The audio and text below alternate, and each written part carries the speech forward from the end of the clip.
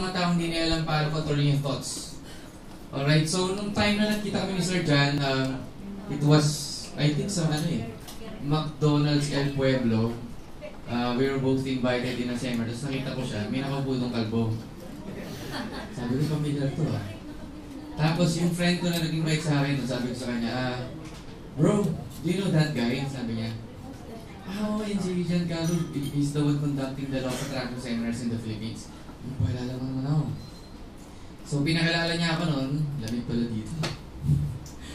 Pinakilala niya ako noon, and then at that time, sabi ko excited ako mag-attend ng training mo kasi nga bibira yung mga kakilala ko na iniwala in this kind of phenomena, using your power of mind to attract people, to attract business, and to make a lot of money. So attend ako noon, then from that, from 2007, we've been close friends, ganyan, like kaming nag-meeting. Attend ako mga trainings niya, I invited him to train over my group. And after some time,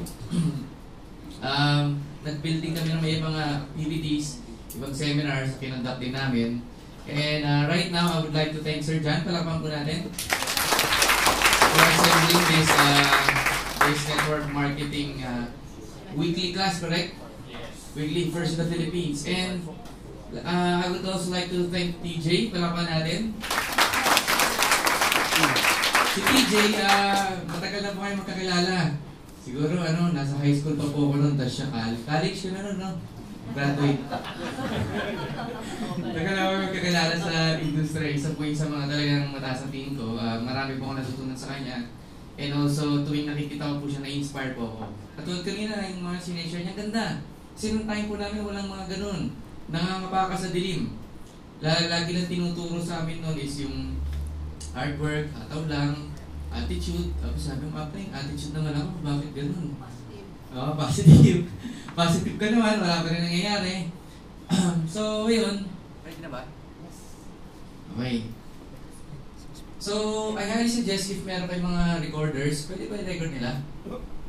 I-record nyo, marami kayong matutunan. And i-share nyo sa mga friends nyo. I-share nyo sa, kung may downline na kayo, kung meron kayong group, i-share nyo siya.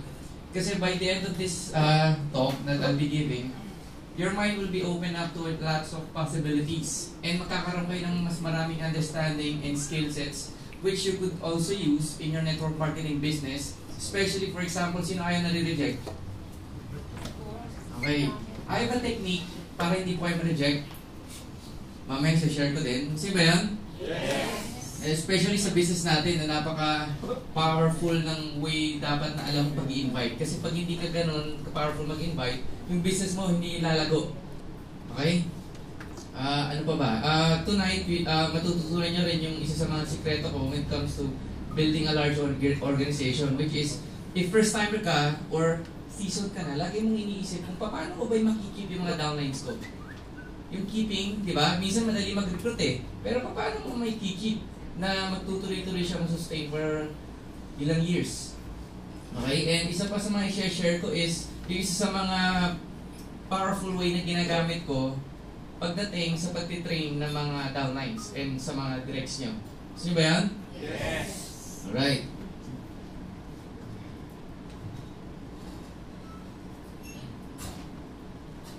Yan.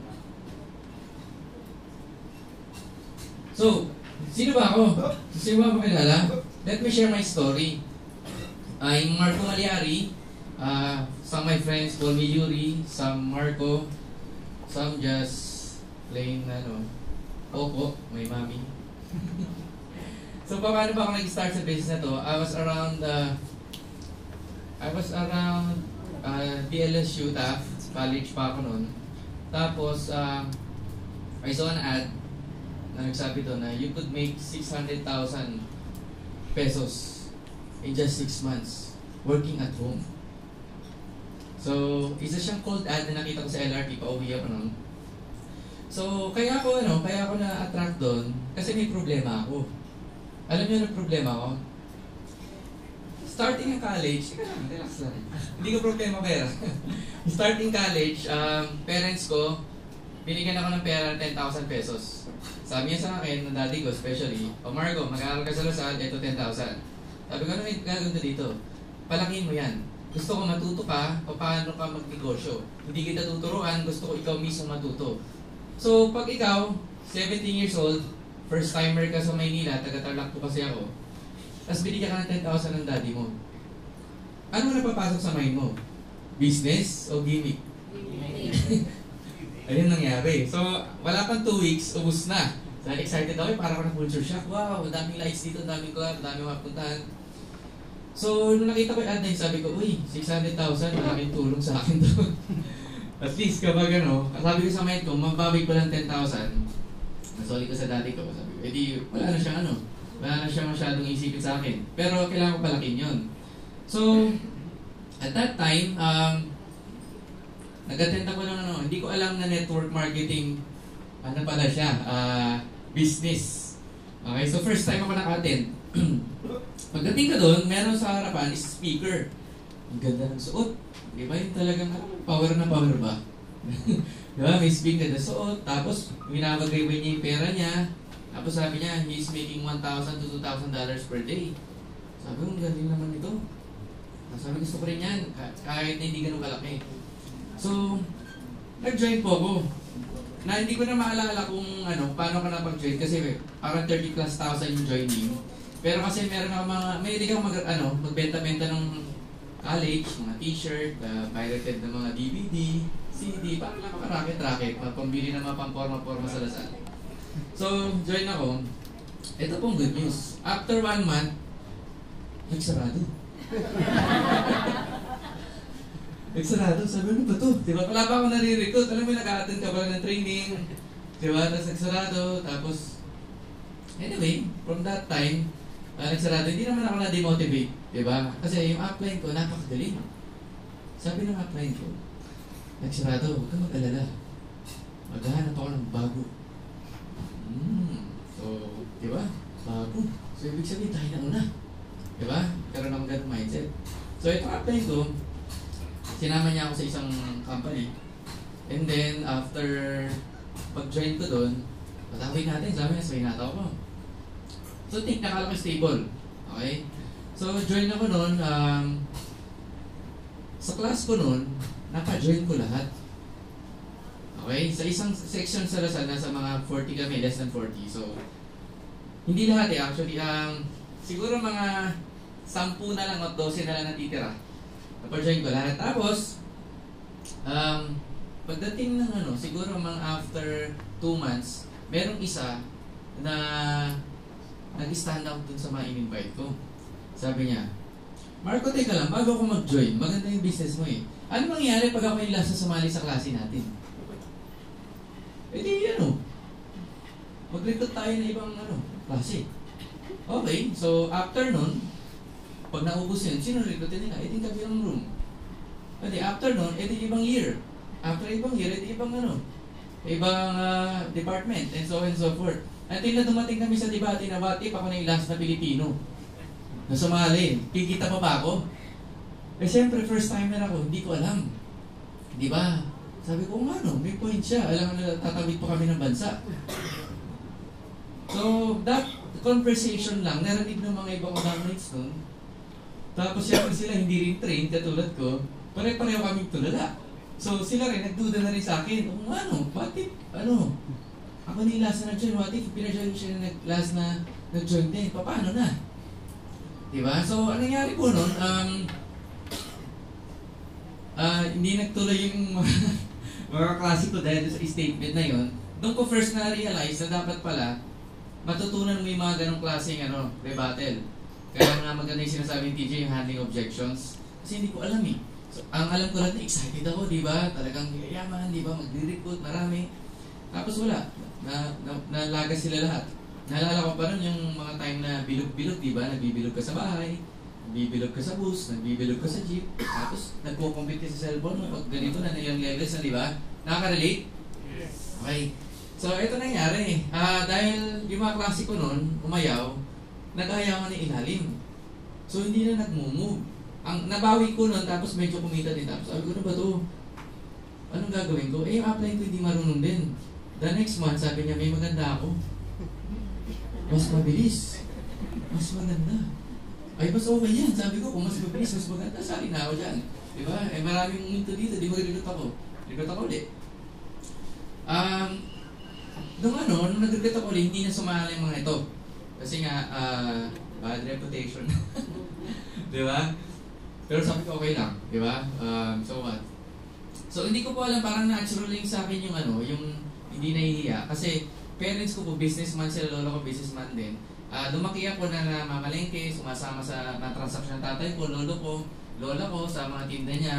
So parang natural sa akin yung ganun. Pag yung mga kaibigan ko, kinakausap ko, madalas sinasabi na, parang sa iyo yan, ikaw yung magaling dyan. So ako naman, hindi naman ako ganun kagaling eh. Dati. Diba? Tapos, so nag-join ako ulit. First time ko na-encounter yun, nasabi sa akin ng mga friends ko, since kumita ka na dati, what if i-heads mo muna kami? Oh, pwede yun, di ba? Tapos pag nabawi namin, lagyan mo na rin ng tao. Masipag ako eh. Okay, game. Diba? Join sila. Ako yung nag-join sa kanila, heads nila, tapos nilagyan ko ng tao. Tapos after 2 weeks, napansin ko kumikita sila. Tapos ako naka-power leg. Tapos sabi ko, parang mali yung ginawa ko. Kasi apply ko hindi ako tinuturuan, apply ko hindi marunong. So, ano nangyari nun, nawalan ako ng moral, tapos nawalan din akong gana, and then napansin ko yung apply ko, i-invite na naman ako sa bago. So, hindi ko pa alam yung mga term na junkie, hindi ko pa alam yung mga terms na patalon-talon, di ba? So, sabi ko sa sarili ko noon, okay, ito muna ako. Sabi ko, aral muna, total lang. Ayun naman yung talagang ginawa ko dapat dito sa Maynila, mag-aral. So, aral ako, di ba? So, around 19, dahil kaka-network, na-kick out po ako. Na-kick out ako sa Lasal, umuwi muna ako ng Tarlac, PMA muna. Tapos yung daddy ko, galit na galit sa akin, dahil nga pinagagawa ko daw. Diba? Networking, nasira buhay mo, yung mga ganun. Tapos, sabi ko, okay lang, i-aral na lang ulit. Alam mo, yung mga 1 year ako nandun. Tapos sabi sa akin ng father ko, gusto mo mag-aral, supportahan kita ulit. Sabi ko, gusto ko po ulit. Pero gusto ko sa Lasal, sa St. Benil. Pero malapit ulit. Malapit na lang, di ba? So, around 20, pasok ako ulit. HRM yung course ko. So, ano nangyari nun? Kaaral ako mabuti. Tapos isang araw, may nagbukas ako ng buy and sell. Naghahanap ako ng mabibiling murang cellphone. May nakita ako ng business opportunities. Alam mo yung parang may bumubulong sa tenga. Tawagan mo yan. Kaya nasa dugo ko eh. So, ginawa ko, pinatak ko. Diba? Tapos, na-meet ko yung yung supposed magiging upline ko nun. So, meet ko siya, present niya sa akin, he was making parang mga 30,000 nun per week eh. So, malaki yun.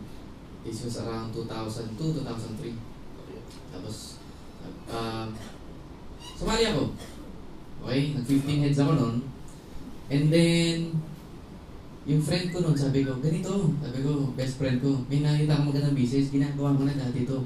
Kumita din ako. Gawin natin, corpoin natin to, tapos ang magtatrabaho sa kabila, ikaw dito. Tapos 15 heads ako dito, dyan 15 heads ko dito. Pamilyar? Yes, sabi niya, gawin natin yan. So, ginawa namin, ganito. Salpak, di ba? First week, napuno ko yung kalahati. 15. Kalahati, no? Talaga nirecord ko yung mga bagong kakilala. Bagong fresh, di ba? Fresh yung mga fresh. Record kalahati. The next week, walang payout. Sabi ko na, ba't pinag yung check-in? Ang upline ko, iba na itsura. Yung parang iniisip niya na yung babayaran niya, yung mga iniisip niya na mga down days niya na whatever. Tapos, di niya sinasabi sa akin kung ano yung nangyayari. So, umakit ako sa upline niya. Yung upline niya, ay may din. So, ibig sabihin, parang meron silang tinatago. Pero ano nangyari? After, on my 3rd week, yung upline niya, binubulungan ako na baka daw wala akong gagawin sa Sabado.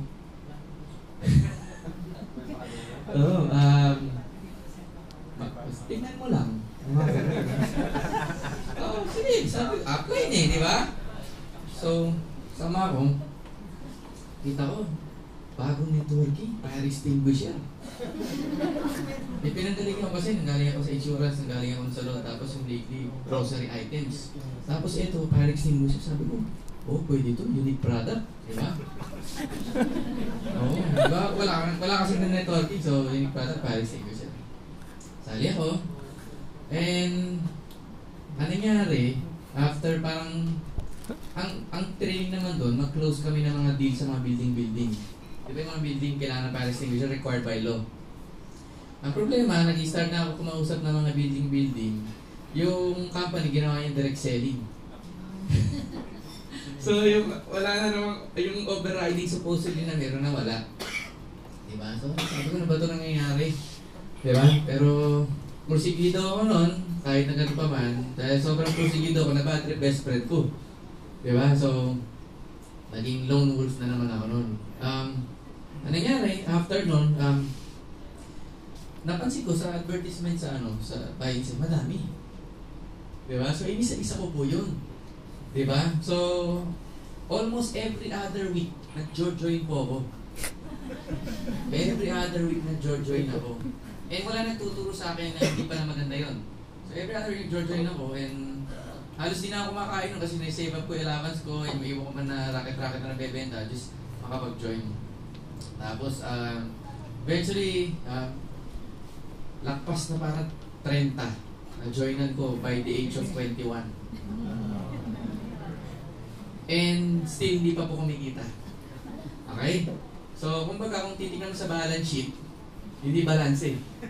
Di ba? Puro palabas. Walang papasok. Sabi ko, ano ba nangyayari? Tigil nga muna ako. Baka aral muna ako. So, aral-aral. Dumating na ako sa point na malapit na ako nun mag-practicum, mga 21 to 22. Tapos, one time nakatambay ako sa may Burger King sa Welcome Rotonda. Yung fishball, tapos yung may nakita ako nakapark na magandang sakyan doon. Tapos nag-yosi siya, since kumakain ng fishball, hindi maiwasan kami pagkwentuhan. Sabi, sir, ganda na sa kanya. Oo, set up ko lang yun. Big time ko yun siguro. Sir, bata-bata yun, ganda sa kanya. Hindi naman, ano lang sinerte. Tapos sabi ko, sir, if you don't mind me if I ask you na, ano ba ang business niyo? Guess what? Sabi ko kahit saan talaga yan. Dinidikitan ako ng networking. Sabi ko, networking sir. Kaya ko dati kasi yan eh. Buti pa kayo sinerte eh. Ako, maalas eh. Tapos, ba't kang binala? Sabi niya. Sabi ko kasi, kinento ko rin kung ano yung kinagento ko sa inyo ngayon. Tapos sabi niya sa akin, alam mo, magandang attitude mo eh kasi bibihira yung mga tao na nag-join na natutuloy. Kasi ikaw, pag join ka, hinataw mo naman, nabibiktima ka lang ng mga unscrupulous companies sa mga uplines. Sabi niya, tell you what, may sikreto kasi ako, sabi niya, ano yun? Hindi kasi naman computer eh, nakikita ko. Maraming nagka-counter-strike ngayon. Uso pa ng counter-strike, nagka-counter-strike ako everyday. Sabi niya, ano ako mag-counter-strike? Oo naman! Sabi ko, o sige, X-deal tayo. Turuan mo ako mag-counter-strike.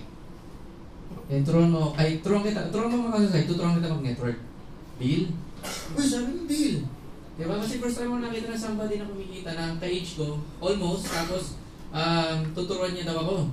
Sabi niya ganito, anyway, the next day, nag-assemble kami computer, hindi siya marunong mag-assemble. Punta kami sa, dito sa may Gilmore. Assemble kami. Nasa 150,000 plus yung computer niya ng time na yun. Tapos wala pa nga 5 gig yung, yung memory. Diba? Ngayon, diba? Parang magkaano na lang yung 5 gig. Tapos, ang nangyari nun, sabi niya sa akin, ito gagawin ko sa'yo. Hindi kita re-recruitin kung anong meron ng company ngayon. Papakilala ka sa lahat ng kilala kong magagaling na networker. Tapos, mag-aral ka sa kanila. Tapos, pag mag-decide ka man sa future na gawin itong industriya ito, doon ka mag-decide. Na hindi ka nag-decide sa kabaliwan. Sabi niya, madalas kasi mga tao, speaker, magagaling mag-talk, papapaliw ka. Minsan kahit mo ayaw mag-join, makaka-join ka nila. Oo nga, sabi ko, totoo yan. Diba? So pag-aralan mo siya mabuti, pag alam mo na pasikot-sikot, yung wala na talagang duda sa mind mo na kaya mo itong gawin on your own, doon ka mag-network. So top earners yun isang company, hindi niya ako nire-recruit. Pinakilala sa mga iba niya kakilalang top earner sa company nila, sa mga iba't iba pang top earner sa iba't ibang company. So, parang nalaman ko yung mga pasikot-sikot sa Ortigas, di ba? Pasikot-sikot sa networking. Tapos na-expose ako, sabi ko dito pala, yung networking, may dark side sa may bright side din. Di ba? Pero nag-focus ako dun sa good side. Kasi mas marami akong na-expose, mas marami exposure sa mga taong kumita. Di ba? Kasi may kasabihan na if you wanna be successful, you only ask what? Mga taong successful. Okay? Para mabilis yung shortcut ng pagiging successful nyo. So, after mga 6 to 8 months, marami akong natutunan, di ba? Nag-improve yung social skills ko, yung strategies, yung skill sets, yung attitude. Pwede na ako mag-network. Ngayon, sa school namin, merong mga functions. Yung pupunta ka sa hotel, tapos pagmamasdan mo yung mga ginagawa ng waiter, then gagawa ka reaction paper. Kung HRM ka, makaka-relate ka dito. So, nandun ako sa New World Hotel sa may Makati. Pinobserve ako yung ginagawa sa hotel. Biglang may waiter. Sabi sa akin, sir, itirahan mo kayo sa part-time income. Sabi yung networking yun, no? Paano nalaman? Siyempre, linya. Talagang mga part-time income. Sabi ka, o sige sir, baka gusto nyo, tapos sinabot tayo yung flyer. Sabi, gusto ko. Ready na ako nito, ready na ako umataw. Sige, sabi ko, tingnan ko siya. So, ginawa ko siya noon. Natapos school namin mga 5:30. So, nakipagkita ako sa upline niya. And then, for the first time, pinesend sa akin nung upline niya yung business. Na, kasi, ang nangyari sa akin noon,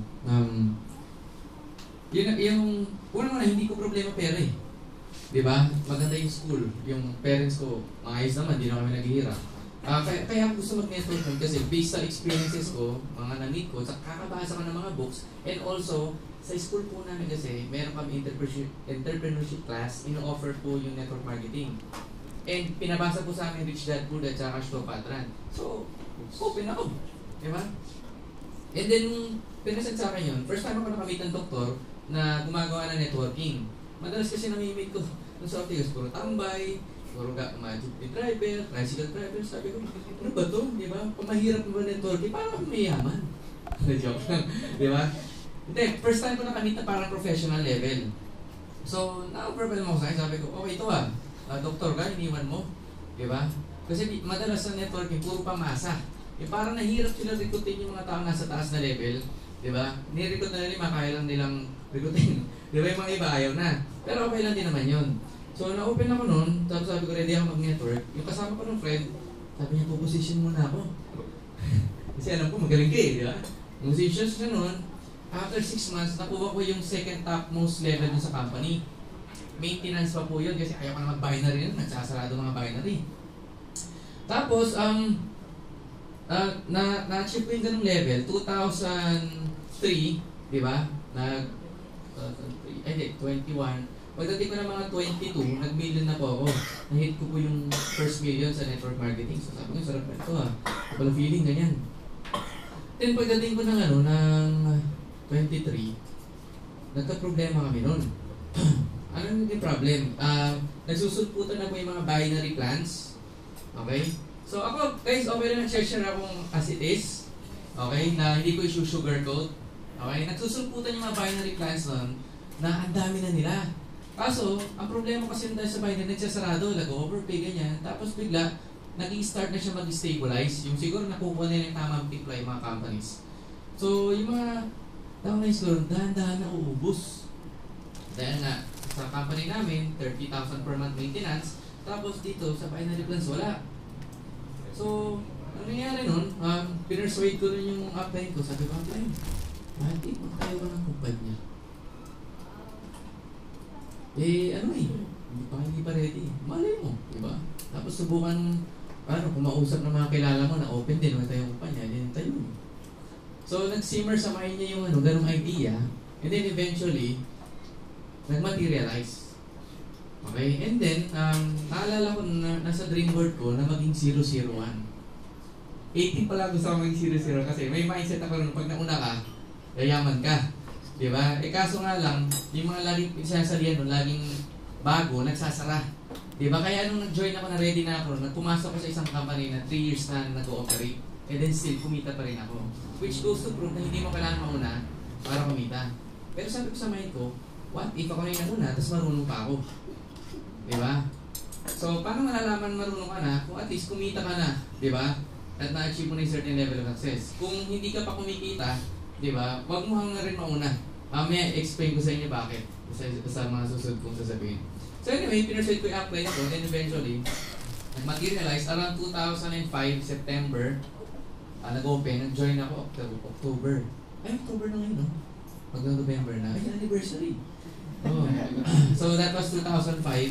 So, marami na ako na-develop na skills, mindset, strategy, attitude. So, nung nag-open yung company, 0-0 ako, and then, ang dami ko ng mga downlines sa previous company kasi ang problema, na black ako, tapos siniraan ako ng company sa downlines ko, nakuha ko lang isa.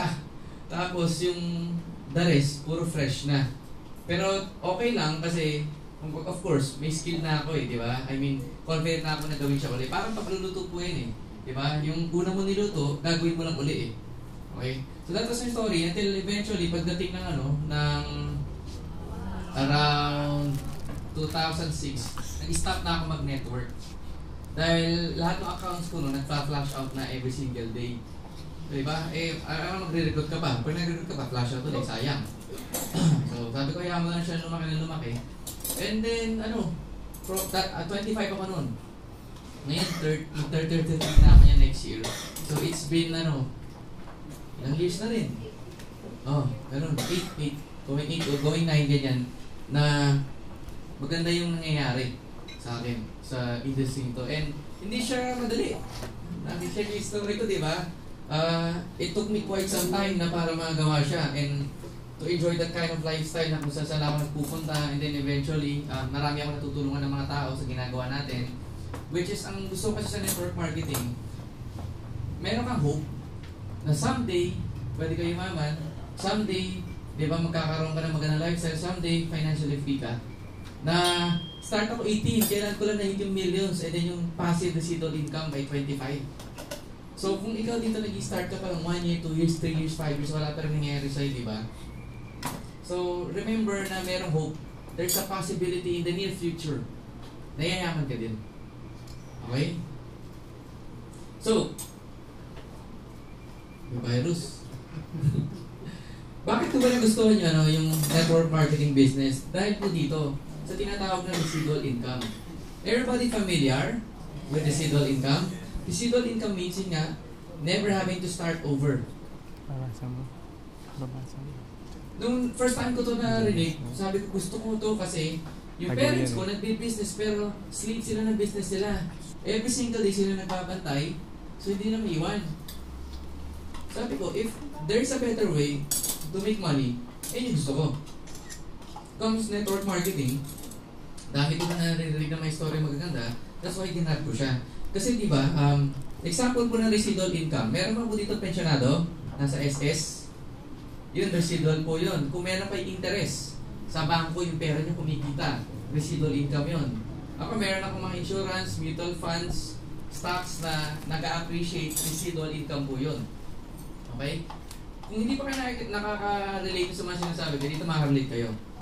Naalala niyo high school kayo o grade school o college, nakakakailangan sa parents niyo? Even mag-work kayo o hindi. Even pumasok kayo hindi. Residual income yun. Diba? Kaya as a club, pag wala kang allowance, diba? Gusto mag-shift na lang na mag-shift para lagi kang may allowance. May mga friends ako gano'n So, ayun yung residual income. Doon po ako na-fascinate. Nasabi ko, gusto ko rin magkaroon ng ganito. One day, may nabasa akong book, yung Heart to Heart with Tartaglia. Ang ganda ng sinulat niya doon. Meron ko isa na siya yung nag-invento nung, alam yung sa Coke, yung ganon. Yung tawag doon. Basta yun. Siya nag-invento nun. May residual income siya doon. Every time may ganon, meron siyang 1 centavo all over the world. Kahit natutulog siya. Diba? Residual income din po yung pag meron ka mga apartments o dormitories or mga apartel. Diba?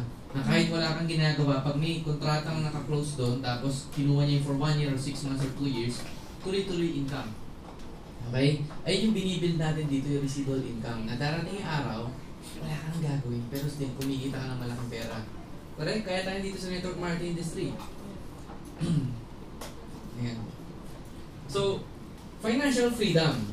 This is another term, after ma-establish yung residual income, doon ka palang pwedeng maging financially free. Bakit? Marami pong mga networkers magagastos. Dumandi po ako doon. Yung kita ngayon, ubus na the next day, tapos pambabalik mo. Nasabihin mo, alam mo ba, kahit ubusin ko ngayon to, bukas meron ulit. So, ubusin mo siya. Diba? Ang problema nun is, hindi ka nagiging financially stable and literate. And hindi magandang example yon. Okay, bakit? Pag magastos ka, gagayin ng downline mo, magastos din sila. And sila din maging magastos. So, pare-pareho walang ipon. Correct? Kaya marami pong mga networkers na babankrupt. Diba? Ang laki ng kinikita. Tapos, after nun, wala na. Okay? Ano ba ibig sabihin sa financial freedom? Financial freedom, ayan po yung meron kang income nga na savings na naitabi. Let's say, gumagastos ka every month ng 50,000 per month sa ano mo, expenses, sa tubig, Meralco, cable, computer, lahat na, 50,000 per month. Tapos meron kang savings na siguro good for 5 years. Ayun po yung financial freedom. Nagigets na, if ever mag-stop yung network mo, if ever na hindi ka na mag-recruit, if ever mga leaders mo, lumipat sa iba't ibang kumpanya, meron ka savings na ganun kalaki, magsusurvive ka for the next 5 years. Nagigets? So remember, wag po kayo masyadong ma-overwhelm dun sa mga flashy na mga networkers. Dumaan din ako sa ganun na, kumbaga, gusto mo rin bumili ng kung ano-ano. Diba? Bumili ka lang ng kailangan mo, diba? And then the rest, diba, isa-save up mo na siya for your future. Okay?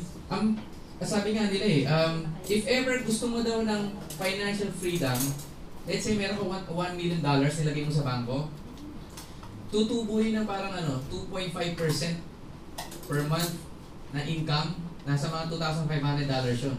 So, if convert mo sa peso, close to 100,000 siguro. Ganon. So, if meron ka mga 100,000 per month na passive income, okay siya, di ba? Walang ginagawa. Walang ginagawa. Sarap nun. So, ang problema lang, meron ka bang $1 million? Diba? Maglagay ka sa $1 million sa bangko, tapos nanayaan mo siya mag-interest, then kikitain mo yung interest doon.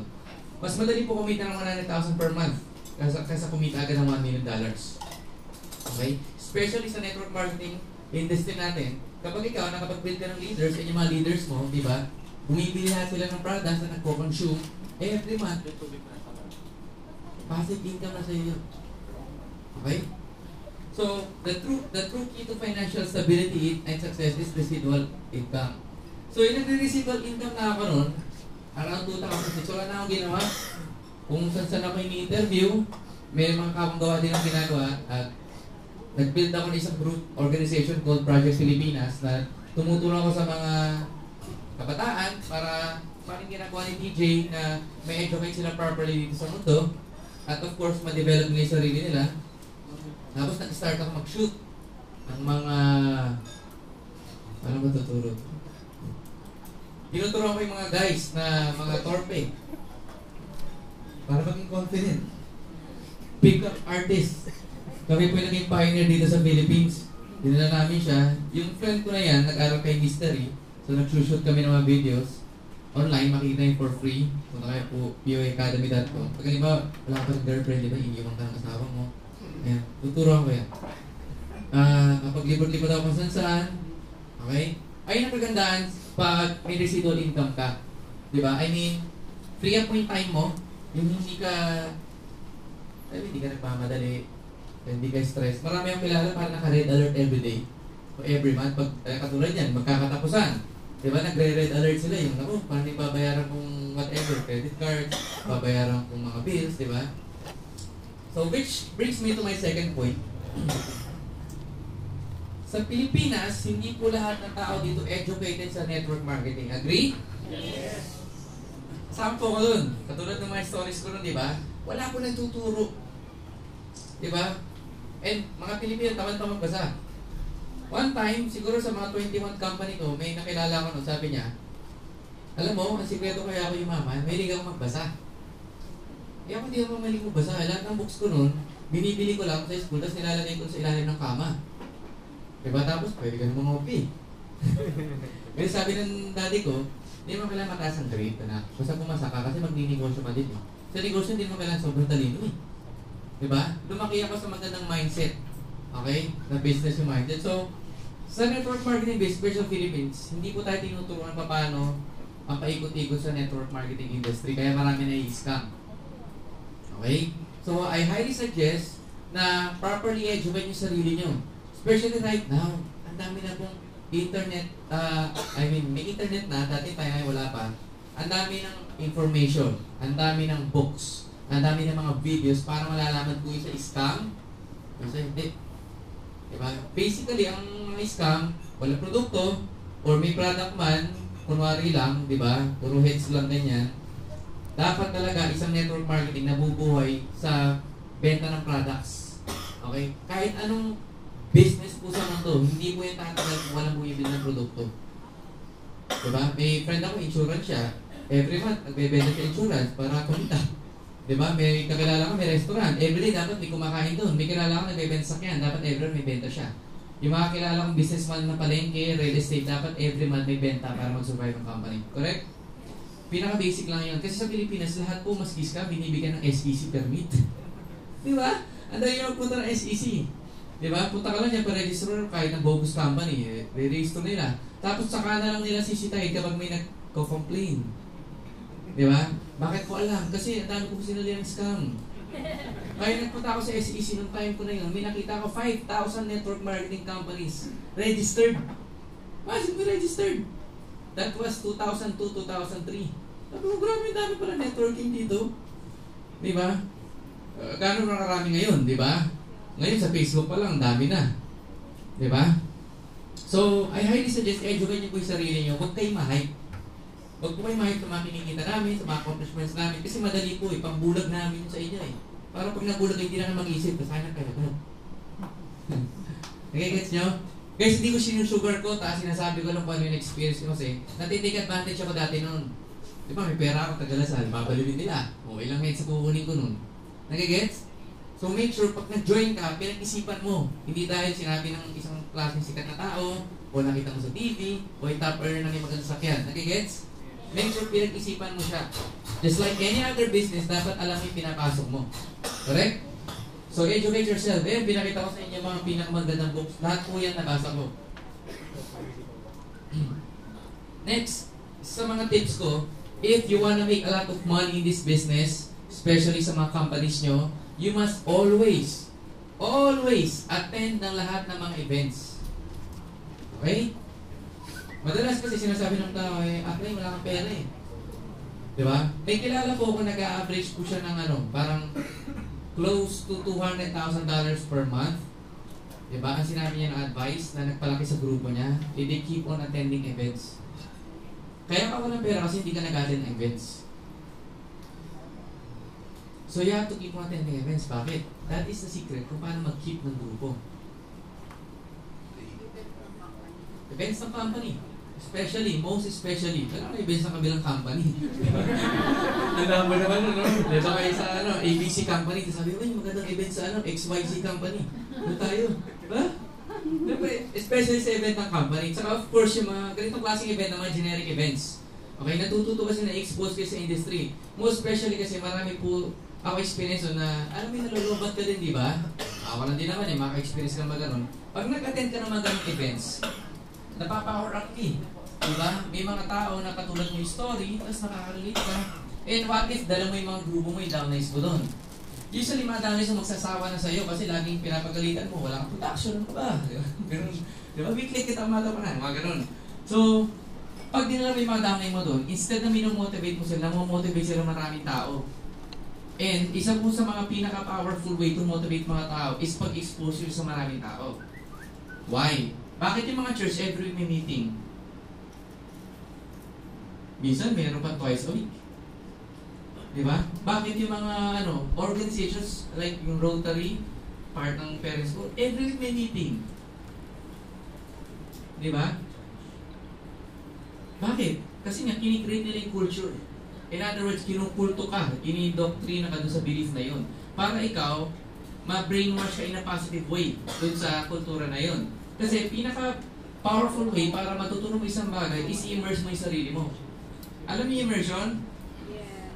Pag halimbawa ikaw, pumasok ka sa isang school na, let's say, nursing school, 4 years ka dun. Paglabas mo nun, ano mangyayari sa'yo? Nurse. Pag pumasok sa school na isang engineering school, after 4 years, paglabas mo nun, ang tawag sa'yo? Engineer. Diba? May kasabihin tayo sa networking, diba? Na pag sumama ka sa mayaman, mayayaman ka. Pag sumama ka sa mahirap, hirap ka din. Okay? So you have to choose carefully. Ako nun, may mga damay na ako na hindi kumikita, pero may mga mentor ako na mas mayayaman. Para doon ako kumukuha ng energy.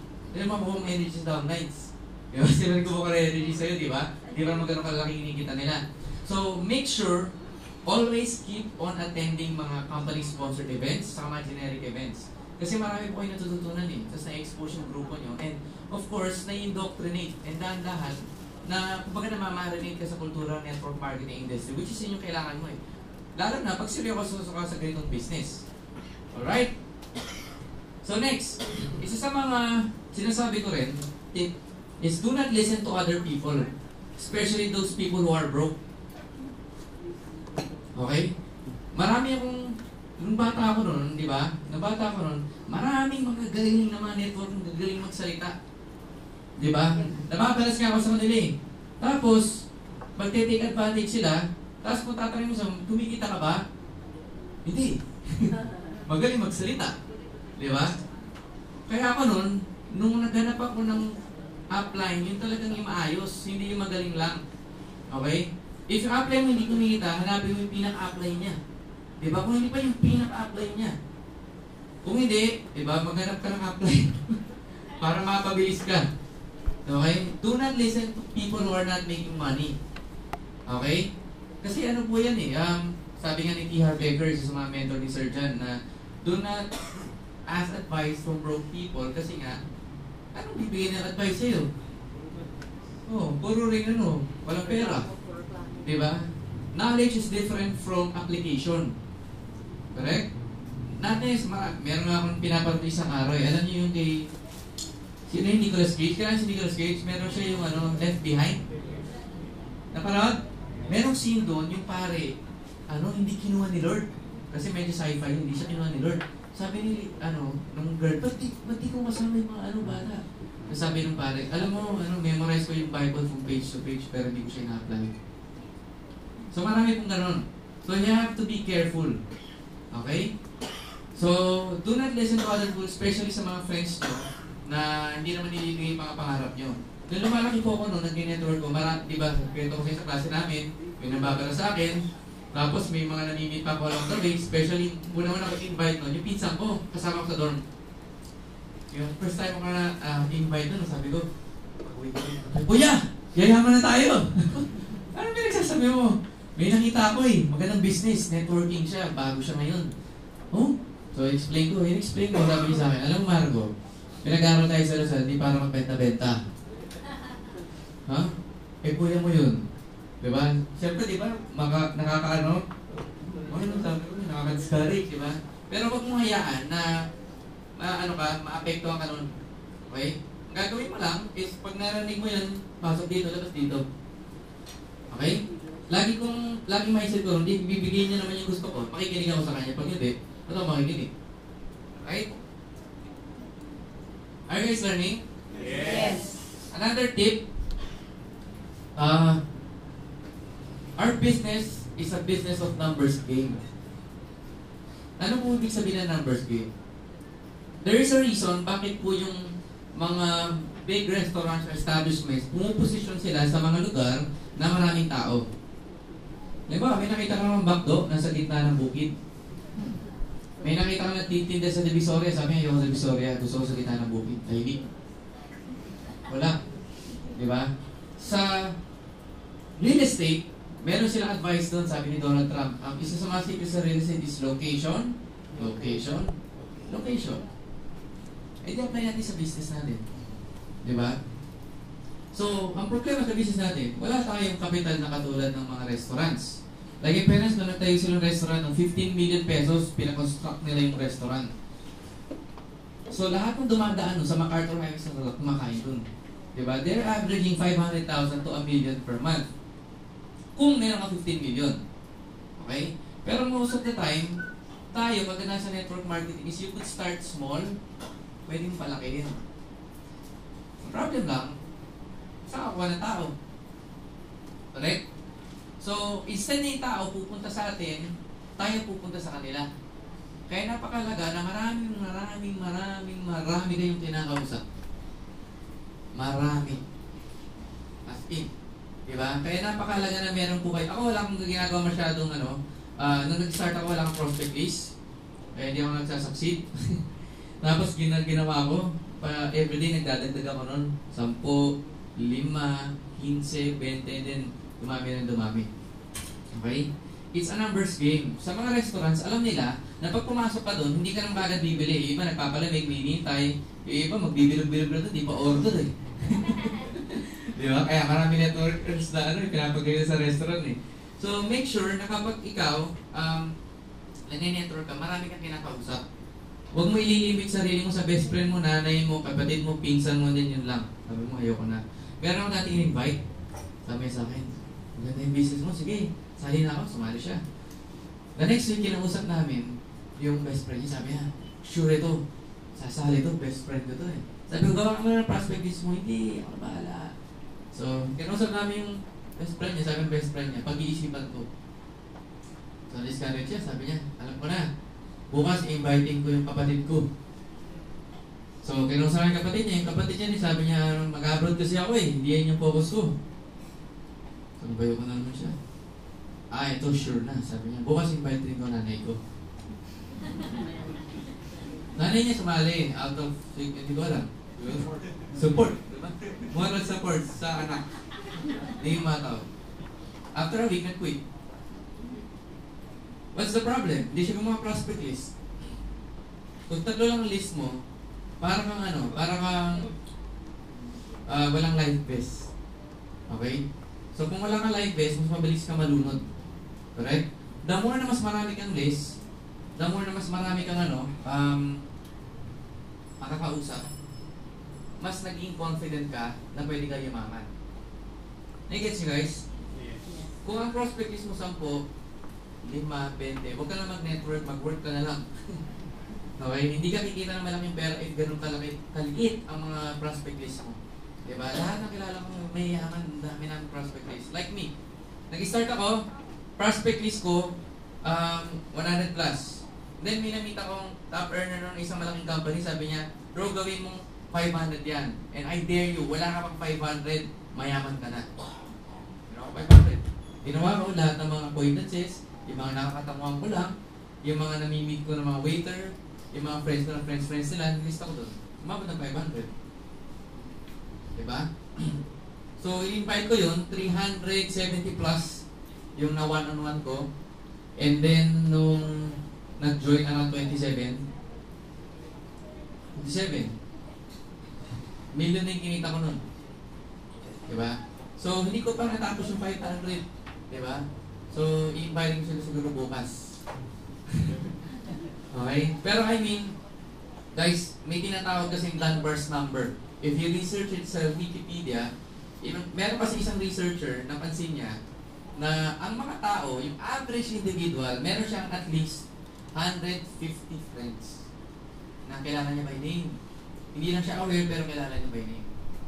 150 friends based from studies. Scientific study po ito average individuals may 150 friends. So kapag ikaw, sinasabi mo, hindi ko kaya maabot ng 150, proven nga by science eh. Diba? Pag may downline ka, sinabi, hindi yata ka-apply na abot ng 50. Diba? Proven nga ng science eh, meron ka, ayaw mo na mag-isip. Kasi gusto mo talaga aabot yan eh. Diba? May kasabihan tayo, pag may gusto, may paraan, pag ayaw, kailan. So, yung first number says that 150 average individual. Okay? Average. Ibig sabihin, ayun po yung mga mayayain. Ayun po yung mga tao na hindi masyado friendly. Average eh. What more kung marami kang Facebook friends? What more kung madadal ka? What more kung medyo may experience ka na sa sales, sa marketing, o nag-attend ka ng katulak na binyag sa kakasal sa ka-birthday? Diba? So, ibig sabihin, hindi ka average. So, that means, lahat ng tao dito sa room, hindi average. Hello? So, that means, lahat ng tao dito sa room, hindi average. Kasi, mga average individuals, hindi nag-attend ng training. Alright? So, malaki ang possibility nyo na talaga magsasucceed kayo. Alright? Si Bill Brick, isang international MLM level, sabi niya, there's no secret. I simply showed the plan to 1,200 people.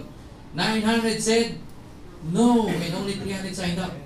Out of those 300, only 85 did anything at all. Out of those 85, only 35 were serious. And out of those 35, 11 made me a millionaire. It's just a numbers game. Diba? Isa sa mga mali na ginagawa ng mga first-timers, iniisip nila kung sino at sino ang hindi sasali. Ang may trabaho po nun si God. Okay? Ang may trabaho po nun si God. Nag-aral po ako ng hypnosis, ng NLP, paano mag-convince sa mas maraming tao, pero napansin ko pa rin na hindi ko makukontrol yung tao to sign up that pen o that paper to join. Si God pa rin mag-decide sino sasali. So may kasabihan, di ba? Nasa tao ang gawa, nasa Diyos ang awa. So ang magagawa mo lang is galingan mo lahat. Bigay mo lahat pa ng represent ka, inayaan mo na si God, ang bahala kung sasali siya o hindi. So by the rule of numbers, eventually merong sasali. And based sa statistics sa networking, nasa 20% po ang possible na sasali sa inyo out of sa 100 na kakausapin nyo. Matry po yun, 20%. Alright? So, you have to make sure na everyday, ang tip ko po sa inyo, kumakausap ka lagi. Do not sleep at night until na kumakausap ka ng isang tao. Kung halimbawa, direct kita, tapos tinawagan kita ngayon, kamusta? Nakapag-present ka na? Ay, busy ako yun eh. Asa ka? Dito lang, nag-aabang ng jeep. Tayo mo ako dyan. Susunduin kita, hilahin ko kamay mo, pasok tayo sa 7-Eleven, so sabi mo ngayon. Ganun dapat kung seryoso ka. Okay? So, kung kumakausap ka a day, kahit isa lang kahit isa lang. So imagine this, meron kang 365 days sa isang taon, correct? 365 days, that means meron kang 365 na tao nakausap. So if you're doing this part-time, kumakausap ka ng isa, kahit na New Year pa yan, kahit na Christmas, masarap nag-represent po Christmas, alam niyo ba? House party. Busog ka lagi. Okay? Saka mga pag New Year nakakatakot. Di ba? Puputo ka na sa labas eh. So, pag nag-network po talaga ako, especially nung nataw-nataw ako noon, New Year man, birthday, Valentine's, wala. Tinurn off ko po lahat ng holiday para sa akin, networking everyday. Di ba? Walang holiday, networking everyday, ganun. So, kung may 365 pa kinakausap within a year, that's 365 na presentations.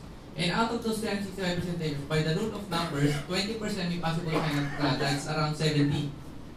If within 1 year, meron ka 70 na direct, magkano kaya makitain mo? Diba? Madami. Kayo na mag-complete kung ano may compensation plan nyo. Ang dami nun. Diba? Isa pang secret. What if i-apply mo yung tinatawag na law of compressed activity. Instead of doing it for 1 year na tigi-isa, why not kumausap ka ng 2 a day? So, 6 months na lang. What if 3 a day? Di 3 months na lang. What if 5 a day? Or 4 a day, 6 a day, 10 a day? Diba? Kung marami kayo naririnig ng mga networker na 1 month, 2 months, 3 months, sa kabilis sasakyan. Nakakarinig? Familiar? Familiar, correct? It's because kinumpress na yung activity. Yung mga ginagawa ng tao for 1 year, ginagawa nila ng 1 month. Kumakausap po ako ng tao 10 to 15 a day. 10 to 15 a day. Only if you wanna be a top earner. Kung gusto mo ng part-timer lang, pwede pa rin. May kakilala ko, 5 years yung build yung business niya. On the 5th year, nag-average siya ng $200,000 per month. Kumakausap siya ng tao once every other day. Every other day. Pero consistent siya kasi hindi niya magawa talaga every day. Kasi may work siya. So ginawa niya every other day, Based sa statistical study niya, nakakapag-paying siya ng at least 2 sa isang buwan. So, umabot siya ng para mga 200 directs within 5 years. Imagine may 200 directs ka. Saan makikita mo? Correct? Huwag kayo masyado maniniwala sa kukuha ng 1, 2, 3, 4, 5, 6. What I'm sharing with you is experience, okay? And proven statistical study na dapat talaga marami ka nire-recruit. Kasi pag marami ka nire-recruit, halimbawa, nagre-recruit ka ng 1 a week o 1 a day. Let's say nakaka-recruit ka 1 a day. Then nakita ka ng downline mo. Gagayin ka niya o hindi ka niya gagayin? Yeah. Nakita yung downline mo, ginagawa niya, anong nangyayari sa kanya? Gagayin niyo din. Okay? So, gagayin niyo lang kung ano yung naging culture sa group. So, kung mabibilis kayo lahat, yung mga downline siya maging mabilis. Kung mabagal lang sila. Alright? Are you guys learning? Yes. So, next, dapat, another tip in doing the business, you must have fun. Okay? Alam mo yung have fun? Ano sa Tagalog yun? Magsaya. Tayo po ay magpakasaya. Marami kasi ako nakikita networker, laging nagawa ko pa sa pangarap ko eh. Wala na yung makain. Ano ba ito? Wala kang makain sa probinsya, dami nakakain doon eh. Diba? Yung punta ka sa probinsya, mas mura doon. Diba? Make sure na lagi kang masaya pag ginagawa yung business. Okay? Alam niyo bakit? Pag masaya ka, tapos kausap mo tao, problemado. Imagine niyo, 99.9% ng mga tao sa Pilipinas, routinary ginagawa nila. Ibig sabihin, bored. Correct? Ngayon, nandito ka, masaya ka, excited ka sa business mo, enthusiastic ka. Pinisent mo sa kanya. Dahil masaya ka pa nag-represent, hindi niya naiisip problema niya. Ngayon, sinabi mo, sasali ka na ba? Oo. Kasi sumali, kasi masaya. Diba? Bakit ba sumasali mga mga tao madalas sa networking? Dahil masaya minsan, baliwan. Nai-inspire ako eh. Diba? Last week, nasa Davao ako, meron ako na-meet doon ng mga friends ko networker. Sabi niya, yung mga downline siya daw, marami mga doon, sumasali dahil nga masaya sa grupo nila. Diba? Kasi yung mga tao, naturally, gusto nila sumali sa mga taong masasaya din. Ikaw ba gusto mong sumasama sa marami problema? Diba? Gusto mo laging masaya. And based sa study ko rin sa NLP, ang mga tao na happy yung state nila, they feel good, yung mga tao also feels good around them. Kaya pag, irritable ka, napapansin mo yung katabi mo, irritable din. Sa bahay, binuburit ka ng asawa mo, boyfriend mo, girlfriend mo. Diba? Hinahawa ka nila sa irritation nila. Pag ikaw nagpahawa, parang yung sira-araw nyo. Pag may kasama ka negative, dapat ikaw mas lalo kang positive. Alam mo yung mas nag-aapoy ka sa kanya, para yung negativity niya, nararamdaman mawala. Di ba meron na kayong mga tao na mimit? Pag namimit sila, parang gumagal, parang sarap niya kasama. Kaya parang may liwanag ang mundo. Diba? Gusto mo na ganun ka sa kausap mo. And you have to make sure na dapat you're always having fun. If you're not having fun, yung immune system mo baba. Alam niyo ba yon? Based sa scientific study ni Bruce Lipton, ang mga tao, biologist po siya, ang mga tao, pag negative, laging seryoso, umaba yung immune system. Kaya marami yung networker na namamatay sa stress, kakahataw. Sakit sa puso, ganda ng produktos, namamatay. Diba? So make sure you're always happy. Okay? Huwag ka masyadong seryoso sa buhay. Hindi mo naman kailangan ng pera para maging masaya eh. Sino ba nagsabi? Kailangan mo ng pera dahil economically speaking, di ba? Mahal ang bilihin ngayon. Kaya kailangan natin magsipag. Di ba? Hindi nagpapasaya ang pera. Pero yung proseso minsan na pagkuha nun, yung nagpapasaya eh. Kasi ako, for example, yung speaker, pag sinusunod niya, dreams. Sasakyan, bahay, lupa, di ako na, may ganyan mga parents ko. Hindi ako napabaliw. Di ba? Pag sinusulat niya sa mind ko, iba. Gusto ko everyday mag-gitara, gusto ko mamasyal, gusto ko bumili ng kung ano-ano, gusto kasama lagi mga friends ko, yun yung pangarap ko. Gusto ko magbasa, di ba? Hindi ko magagawa yung employed ako, correct?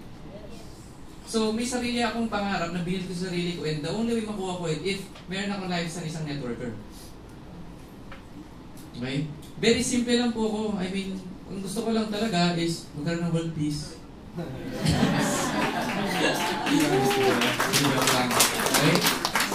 So, you have to have fun. Okay? So, dapat, masyal-masyal ka. Okay? Dapat, from time to time, sumasakay ka ng mga ganyan. Okay? Tapos, mga friends mo, dapat binabanding mo. Okay? Dapat masaya ka lagi. Dapat nagpapapicture ka din. Okay? And then, of course, dapat ini-involve mo yung family mo. Hindi lang dapat ikaw lagi. Okay? Iba-iba kasi, pag, mga top earner, puro sila lang, family nila hindi. Diba? So, dapat i-involve mo yung family mo.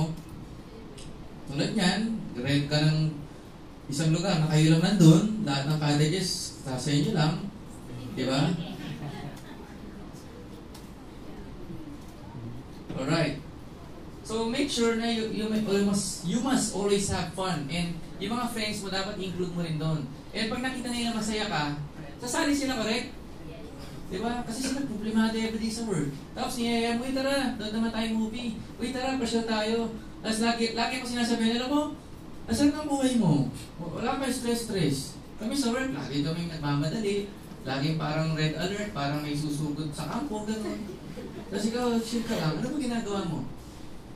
Kasi sabihin ko, alam mo ba yung mga tao na minsan walang kinikita? Oo, sabihin niya. Ang trabaho ko is tinutulungan sila na kumita ng mas malaki. Bali na. Ano yan? Sa ating pag-usapan. Kasi madalas mga tao, pag tinatanong, anong work mo? Wala eh. Tambay. Diba? So, instead sasabihin mo networker ka, minsan pwede mong i-describe. Natipira sila lalo. Diba? So, next tip. Sino mga lalo network nyo? Next tip. You have to make friends without agenda. You have to make friends without agenda. Sabi mo sa katabi mo, you have to make friends without agenda. Hindi yung nandito ka para mangahoy. Diba? Marami ka rin sa ganitong event eh. Kapahin ko rin kasi dati. Meron akong plastikan. Okay? You have to make friends without agenda. Ang problema, kaya maraming nag-turn off sa networkers, kasi nandyan lang sila pag may kailangan. Okay? Nandyan lang at magaling lang pag may kailangan. At pag walang kailangan, buyo. Diba? Madalas, hindi po ako nare-reject. Hindi po ako nare-reject. Babae din. Okay, sorry, siya. I'll share this story. One time, meron po akong friend na nasa abroad siya. Tapos, sabi niya sa amin noon, bro, uwi ako ng Philippines. 2 years ago. Uwi ako ng Philippines. Sabi niya, kita tayo. Tapos kita kami. Tapos, kamusta kami. Ano ginagawa mo? Blah, blah, blah. So, sabi ko, ganun pa rin, di ba? Papakabait. Tapos, active ako sa martial arts, yan. I just got promoted pag-instructor, black belter. Uy, okay na. So, sabi niya, pwede ba ako mag-aaral din yan? Okay lang, sabi ko, punta ka dun sa school. Ikaw na naman turo sa akin. Instructor ko na eh. Sige, sabi ko. So, tinuruan ko siya. Every week, nagkikita kami sa isang park, tapos tinuturuan ko siya noon. Until siguro mga 3 months din yun, 2 months, parang gano'n. Mga 2 months. Natapos namin, and then, natutunan niya na yun, tapos umalis siya sa abroad. During those times na tinuturuan ko siya, nagkakwento kami, of course, di ba? Alam ka na, pagdating nito, di ba, bigla, excited agad. So, nagkakwento kami, ano ba yung mga trip niya sa buhay, di ba? Bakit ba siya nag-abroad? Plano niya, 5 years from now. Nakwento niya, sabi niya, nag-iipon na naman ng pera eh. Kasi gusto ko rin, pagbalik ko, mag-business. Yung networking blood ko, walang kumukulong. Parang kang sinaro to. Yung QB mo, kumakalmot na gano'n. So, sabi ko, business. Huwag muna. Focus muna kami sa ginagawa. So, tapos yun. And then, 2014, nag-decide po ako mag-active na mag-network this year. March, after my birthday ng March 23, sabi ko mag-network ako. So, pag-network basics, prospect list. Isip ko. Uy! Si bro, 2 years ago, business, wala. Bago mo siya. Sabi ko, bro, kamusta na? Ay, hindi pa tawag Facebook. Kamusta na dyan? Buti naman. Sabi niya, babalik pala ako dyan sa June. Oh, sige. Kita tayo. Saka nga pala, di ba na-mention mo sa akin 2 years ago, you're planning to have a business? Oo. May magandang business proposal. Kita tayo. So, kita kami. Eto nakakatawa. Bago kayo makita, tinig siya, bro, marami kasi nag-invite sa akin sa ganitong company. Networking ba yan? Sabi ko sa kanya, yes, networking siya. Bakit? Ano ba alam mo sa networking? Wala naman. Sige, kita tayo. Kita kami. Pinakita ko muna sa kanya kung ano yung networking based on my perspective. Eh, siyempre, di ba, puro scam na rin sa labas. Masaya ko sa kanya yun. And then, nilala ko sa office, nakita niya yung mga yung office. Napakalag kasi niya lang sa office para nalalaman yung legit. Okay? So, nilala ko sa office, nakita niya. Then, nakita niya rin. Hindi ko sinasabi magkano kinikita ko. And then, nakita niya nandun ako. May picture. Usually, may mga picture yung mga mga kumikita. Ay, ito yung mga kumikita. Yan. Yan, ma-inspire ako dyan. Yan. Di ba ito? Ay, hindi ka makakalaman. Dito yung gagawin. So, after nun, nabait siya. Join siya. Di ba 10%? Sabi mo magandang business mo. So, then nag-join siya. So, tingin niya, bakit siya nag-join? Di pa ako nag-represent. Friend ko eh. Nagkapag-give ako ng value sa kanya nung time na kailangan niya. May gets? Ay mga networker na yun. Inisip niya. Diba? Paano kaya ito kukumbinsin? Paano kaya ito ibubudol-budol? Kukuyugin nga namin ito. Babaloy ko nga ng cheque na pinaphotoshop ko.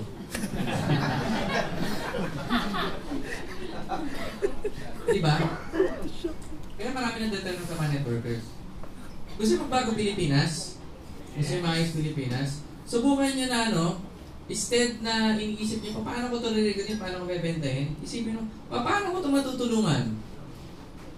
Paano ko yung matutulungan yung buhay niya ma-improve? Wala siyang work eh. Diba? May kakilala ako na manager sa ganito. I-connect ako sila para magka-work siya. Diba? Ito yung pag nag-work sa recruiting ko kasi may pan-join na. Ito diba? Marami mga tao ay nag-a-attend ng mga birthdays, ay nag-a-attend ng mga events, diba? Mga family events, mga events sa mga friends. So, nangyayari sa kanila, lumilit mundo nila. And kung ikaw, introvert ka, ang mangyayari sa'yo, mapapunish ka ng universe. Kasi nung time na hindi ka nag-network, wala kang ginagawa eh. Iniintindi mo na sarili mo. Ngayon, nag-network ngayon, kailangan mo friends mo. Diba? Kailangan mo sila ngayon dahil kailangan mo ng pairing. Kailangan mo ng direct referral. Diba? Nasaan ka nung kailangan niya ng pera? Dahil yung anak niya may komplikasyon sa ospital.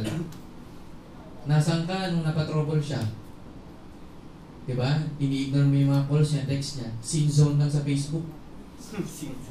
May extra pera ka naman, hindi mo siya mapahiram nung time na kailangan niya ng extra money. Diba? Tapos ngayon, kailangan mo siya. No wonder, di siya sumasali. No wonder, no? Kaya maraming networker na reject, maraming turn off sa mga networker. Kaya maraming networker, puro na lang ganun. What's in it for me? Paano maririgot to?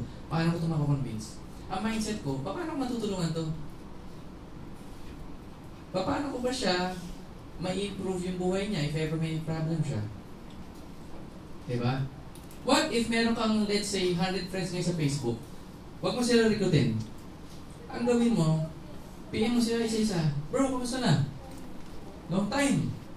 Namiss kita. Tagal natin hindi na makwentuhan na. Kita naman tayo, kape tayo minsan. Kape kayo, diba? Pag after kape, diba? Tarang makikita mo na parang makapaglingkod sa kanya. Diba sabi ni John F. Kennedy, ask not what the country can do for you. Ask what you can do for your country. Diba? So, you have to make friends without agenda. So, dapat, kapag nakikipag-friends ka, sama mo mga friends mo, special pag kumikita ka na, sama mo sila, di ba? Uy, mangan tayo, mantrip tayo, mangulit tayo, di ba? So, Yan, mag-enjoy kayo. So, if ever man, dumating yung time na gusto nila mag-network, alam naman nila networker key. Di ba nakita-kita na sa Facebook mo, sasabihin naman na network ka. Ako, pag tinatanong ako ng mga friends kung ginagawa ko, sinasabi ko, I'm a network marketer. Sasabihin ko yung company. Para just in case, may mag-recruit sa kanila, di ba? Marami ang mga times na pag tinatanong ginagawa ko, depende ito pag hindi ko kilala, di-describe ko. Di ba sabi ko kanina, di-describe ko siya. Pag kakilala ko, sinasabi ko, networker ako eh. Tagal na. Yan. Tapos, pag yung kapag yung sasabihin ko rin ko yung company para alam niya. Di ba? Marami akong times na mga friends ko o yung mga nare-recruit ko is re-recruitin sila. Lalo na pag malaki ng company, mare-recruit din sila nung iba eh. Di ba?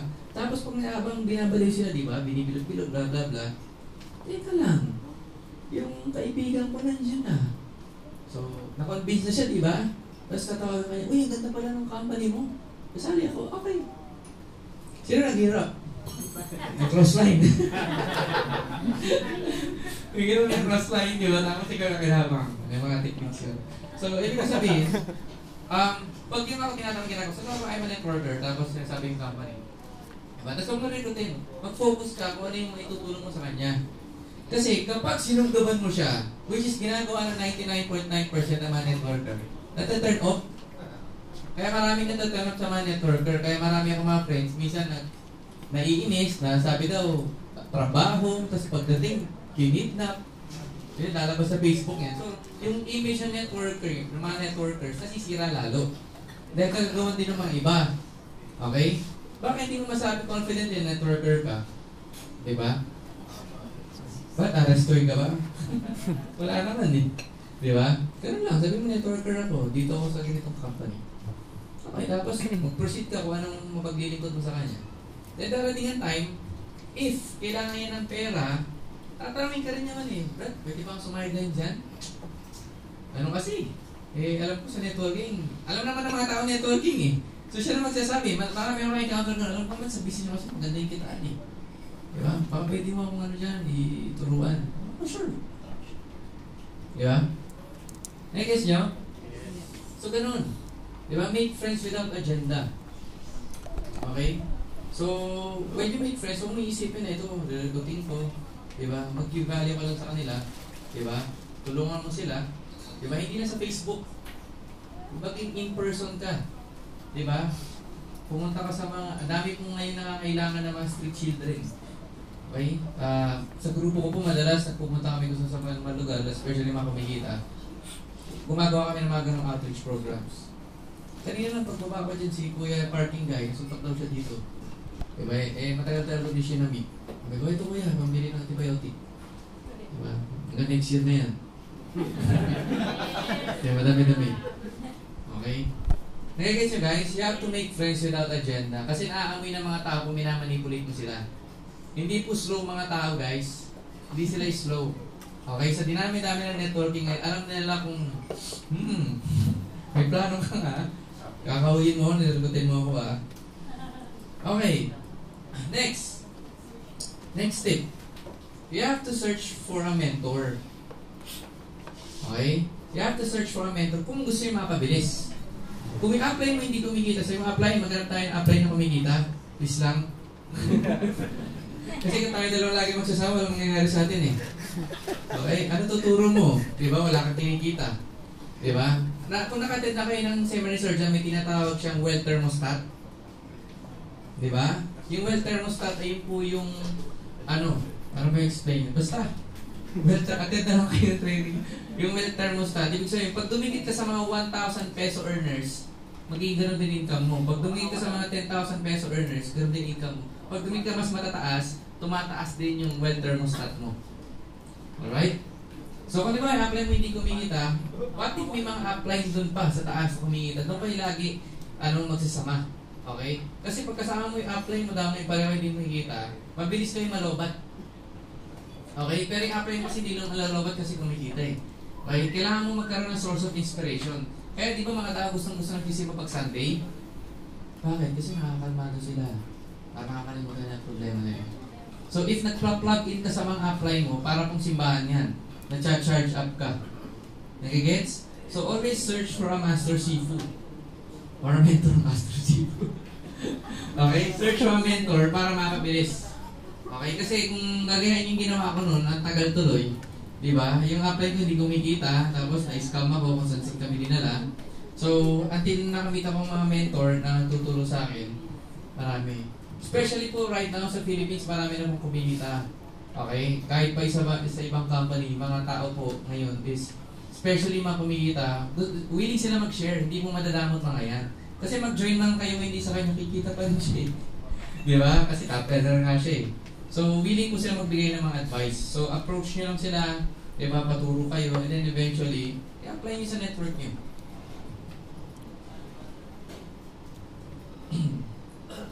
Okay.